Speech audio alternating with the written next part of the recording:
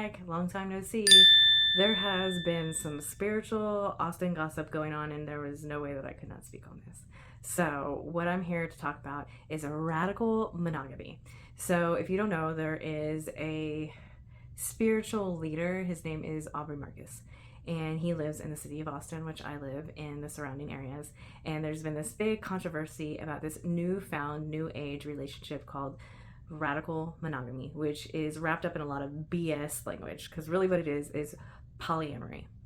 So long story short is Aubrey Marcus years ago was dating a girl named Whitney. He wanted to go into a polyamorous relationship. She said fuck you, and then they got back together and he met this other woman named Alana, and then he broke up with Whitney, and then within weeks he ended up marrying Valana, sorry. With all the people in polyamory, it gets a little confusing. And so partially my channel and my teaching that I give to people is about creating a more peaceful life. So I've always had a lot of opinions, hopefully not coming from ego, about polyamory. I've always thought it was very messy. I know that the spiritual community opens it up as free love wrapped in a new package, but I feel that monogamy, because I have been in a monogamous relationship for 23 years, is personally for me the way to go. Now, there's no hate on anybody that wants to be in a polyamorous relationship. I just believe if you want peace in your life, it would mean that your relationship would need to be more simple. And when you open it up to more people, it's when it becomes messy. So the reason I'm talking about this is, for one, I live in the Austin area. It's very juicy. It's everywhere. Everybody's talking about this because he came out with this podcast with his Dr. Mark Griffin, G-A-F-N-I, Griffin. And this guy is supposedly their like teacher. And this guy has been known or had allegations. He was even on the Dr. Phil show about like sleeping with a 13-year-old girl, and this is their medicine man, which is strange to me. And so in this podcast, he reveals that him and his wife have opened up their relationship, and his wife is well known to want to be in a monogamous relationship. She did not want to be in a polyamory relationship, and he has spoken out that he thought he wanted to be polyamorous, but he hadn't found the one, and then he found his wife Valana, and then he decided to go with monogamy, and I guess he changed his mind. And I don't think she liked it, and they had some time apart, and then they came back together. And when you watch the podcast, which I would highly recommend watching it, you see, especially from like a wounded girl, of course, I've been in a monogamous relationship for a long time, but I could see this woman, his wife, like molding herself to fit his needs. And I want to call bullshit on that. Like, there's too many women, and I'm all about serving my man. Like, I love to be submissive towards my husband, but my husband has chosen me, and I have chose him. And we have had years and years and years of building this really committed relationship. Now, do I not find other people hot? Yes, I find other people hot, and I am positive that my husband finds other people hot. But, you know, to be in a safe relationship with somebody, you want them to choose you and only you. And you could see, I mean, Aubrey even says in this podcast, which I will link the podcast below if you haven't, because this shit is juicy. And look, I'm all about like, you know, love and not gossiping, but this is a little too juicy. And I think it triggers me in a way. And I think polyamory has triggered me because I feel like the spiritual community has wrapped it up in this like, this package that it's like good for everybody. Like, polyamory is a new fucking name for swingers. And I've known couples that have been in polyamory, and I've known swingers, and I've known cheaters, and all of it doesn't work out. Like, if you want to be in a relationship with somebody and they want to be in a monogamous relationship and you want to be in some other kind of relationship, just be truthful. Like, the number one thing that I teach people, my clients, what I try to give out to the world is your integrity. And so if you've decided to be in a relationship with somebody that does not want to share you, then it is up to you to say, I don't want to be in this, and I'd rather sleep around with a bunch of people. Cool. Let that person go. But in the podcast, you feel this like deep sorrow for his wife because you knew this wasn't her idea. She did not want to do this. And he even says in the podcast, like, if she doesn't want to be here, she doesn't have to be here. Like, I'll take care of her for life, which is not being chosen. That's like not a safe feeling to be like, well, if you don't want to be in it. And by the way, they have introduced a new woman into their relationship. Her name is Alana, which is really weird because we got Valana, then Alana. And then the way he goes about saying that, like, it really bothered me. He said that he went to Egypt and the spirits Isis came to him and said that he needed to impregnate both of these women, his wife and his lover. And like, none of these people have children. And having children is such a selfless thing that I just don't understand how they're going to both be pregnant. And what if his side piece, I'm sorry, she's a side piece, gets pregnant first? Like, what is that gonna look like? What if his wife can't get pregnant? Like, what? So now him and the side piece are having a baby and she's not? Like, it seems messy as fuck, okay?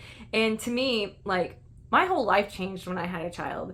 And my child is different than other children. My child needed to have a lot more attention, and it was about my child and nothing else, and my husband and our family. That was it. So to introduce children into a relationship like this really does seem a little culty and very confusing for children. Like, when Aubrey says, like, I got this download from Isis that I need to impregnate both of these women, just because you think you got a download doesn't mean that you have to act on that download. And second of all, a lot of the times, he said he was sober when he got this download, but a lot of the times when you get these downloads, you still have discernment, or you still have an ability to choose if that's right for you in your life. And I think because Aubrey was poly before, I think that it sounds like that his wife now could not, like, quench his thirst, his sexual thirst. He needed to go outside the relationship. And I'm sure that he came to her and she was upset about it and she said, fuck off. But as a woman, like, you deeply, deeply fall in love with somebody, and unfortunately, we're willing to bend ourselves to be what they want us to be. I found myself in that position in my marriage. I found myself in a position of chasing my husband, even though my husband was, like, choosing me. I didn't realize that I was stuck in this pattern of, like, proving myself to my husband until I had my own epiphany of being like, I chase to get approval when I don't need to get approval. He's my husband.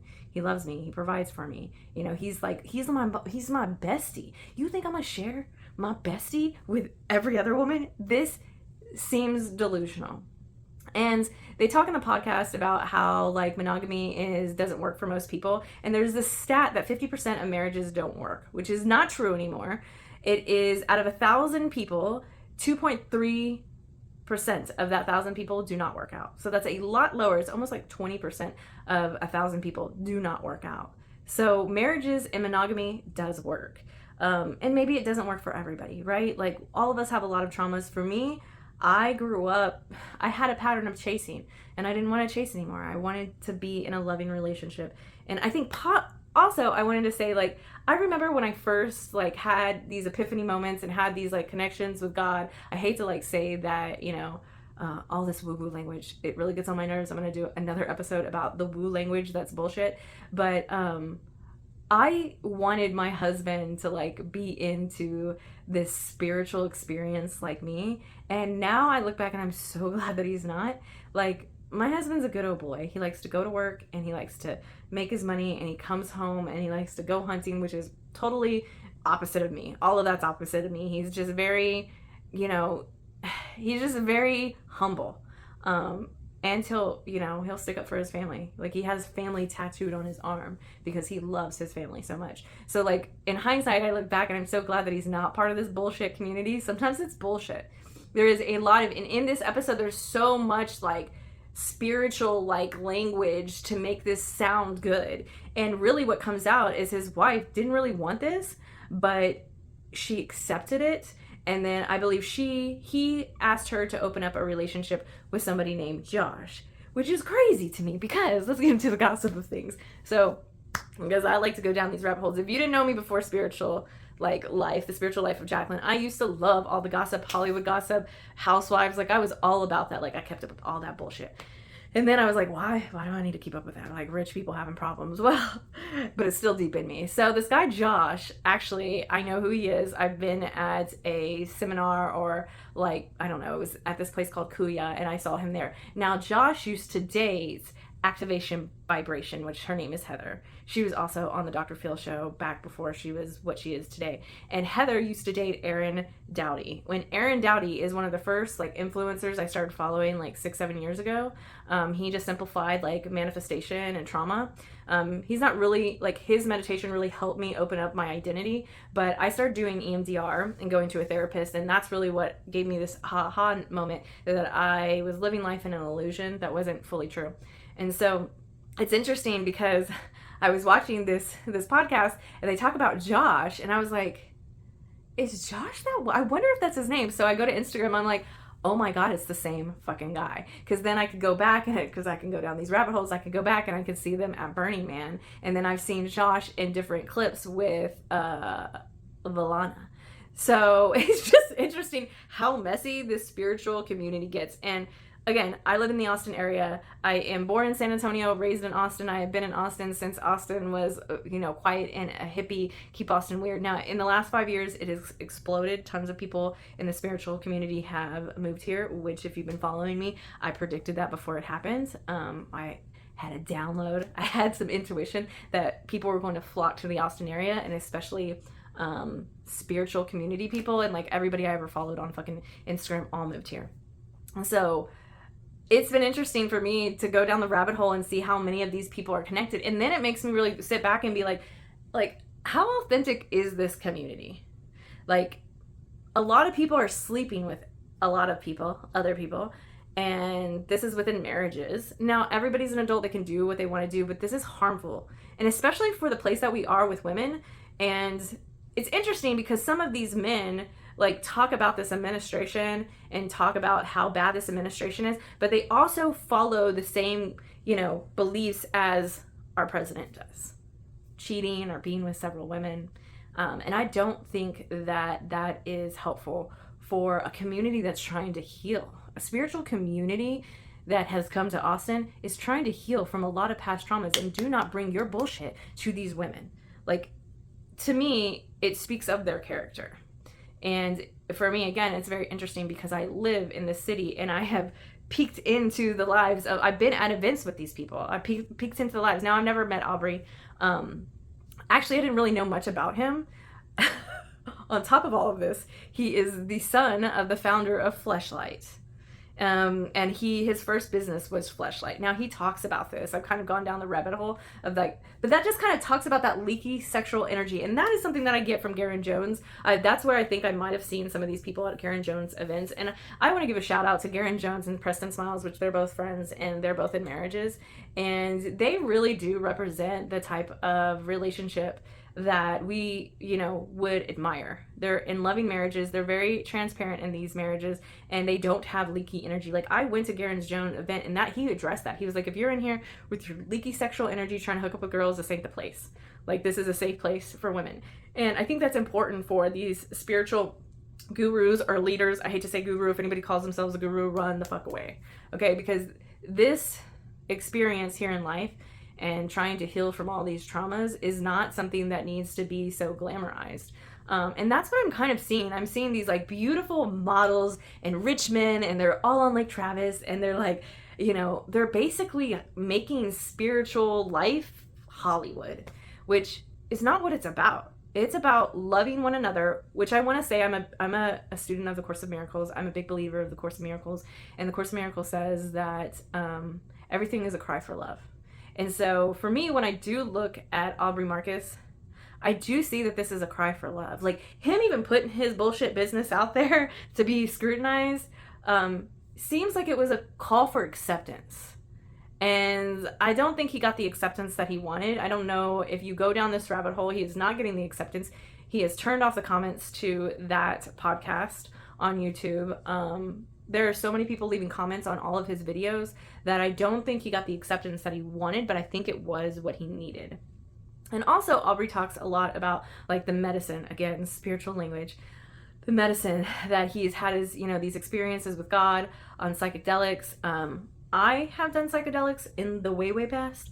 Anytime I've ever done any plant medicine recently, it's been very low doses, just because I don't feel like shitting my pants, okay? I don't want to go there. And maybe some people believe that that's like a sense of not wanting to lose control, but you know, as a mother, it's hard for me to grapple with completely like losing control and being in these plant medicine ceremonies and still being a mother and needing to show up if something was to happen to my child.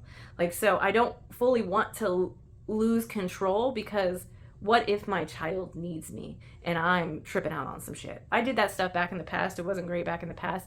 And, you know, I definitely recommend people doing plant medicine. I'm kind of off the topic with caution, but with Aubrey Marcus, what I'm seeing, again, I didn't know him well, and I've kind of just gone down this rabbit hole of like who he is, and then seeing all these connecting dots with other people that I know and been in, you know, different spaces with.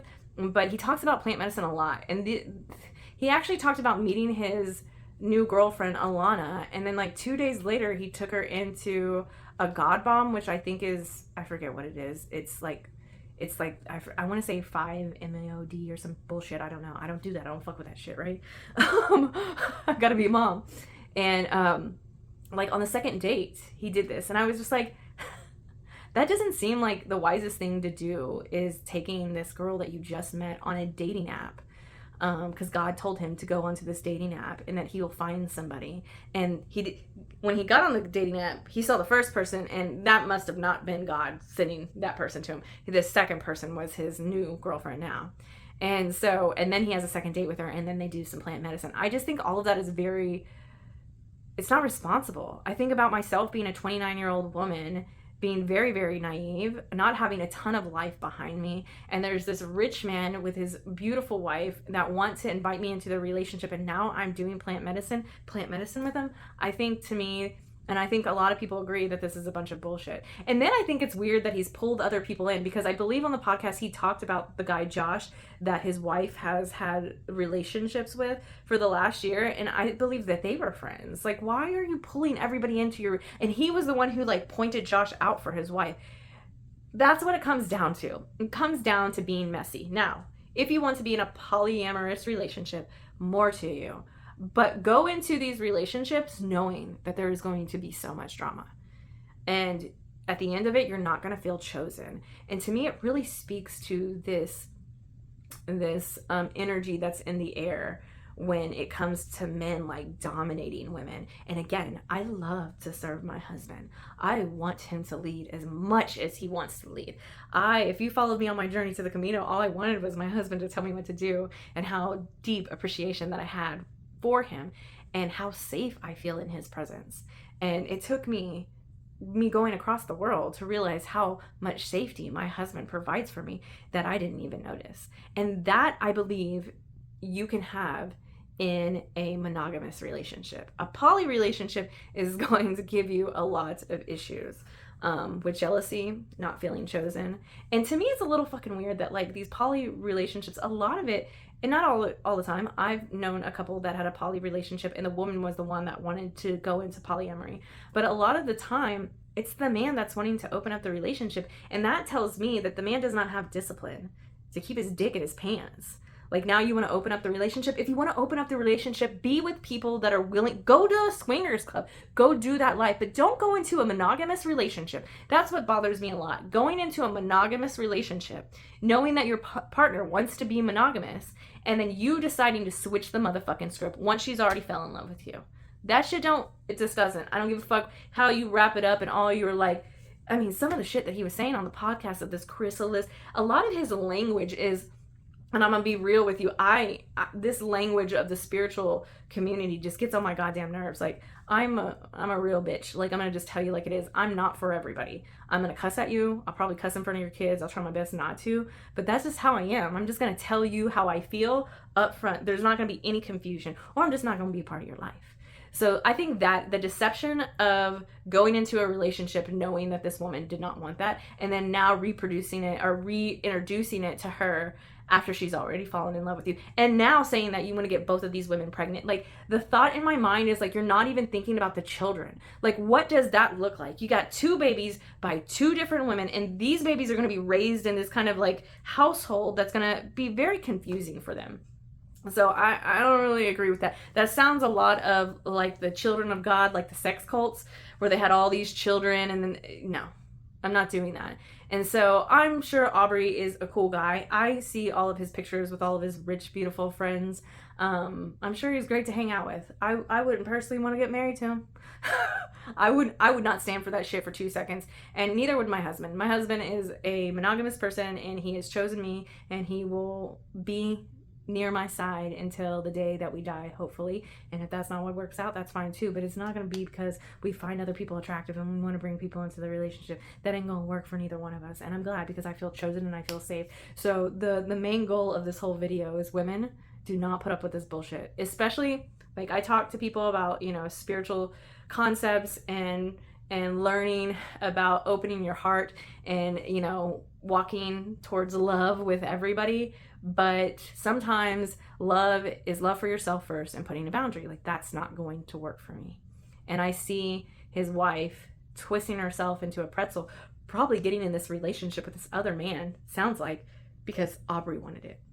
Aubrey has a really energy of submissive, and he's trying to play a dominant role, but he's really submissive. And it tells you that because he wants to, his leaky energy. And I'm a submissive person too, but I'm a chosen person. I'm a chosen love, and I wouldn't have it any other way. So women out there, if you ever see me, I'm nobody, like, you know, nobody out there to the spiritual community, but choose you. Choose what you wanted from the get-go. Don't let anybody change your mind, and walk in integrity. And that's by living by your heart. Like, integrity is your character, and integrity is something nobody can take away from you. So I hope that you got something out of this. I have been thinking about this for a few days since I kind of went down this rabbit hole, and I just had to speak on it because I know that there's a lot of people in the spiritual community or the, you know, the woo-woo community that are influenced by big gurus or leaders like Aubrey. And I think it's really irresponsible for him to put this out there like that. If that's the type of life he wants to lead, fine. But he's wrapping it up in something that's supposed to be like so pretty, when you could tell on the podcast that his wife was deeply hurt and crying, and he didn't even like console her. He sat there with a smile on his face. I'm sure this has caused a lot of problems for them in their relationship, and I hate that. And maybe this is what they needed in their life, for his wife to set boundaries, for him to see what people really think, that they don't agree with the way that he is presenting this to the community. And so I just wanted to speak on it. Not that anybody cares, but I can definitely grab onto some gossip like the next person. You know, I like to know all the tea, but yeah. And I really wanted to show women out there to choose you, and choose somebody that's choosing you as well, not choosing other women or other men or whatever. I have had ups and downs in my marriage for the last 23 years, but we've always chosen each other, and we've always leaned on each other. And I hope that for everybody out there. So I hope you got something from this. Much love.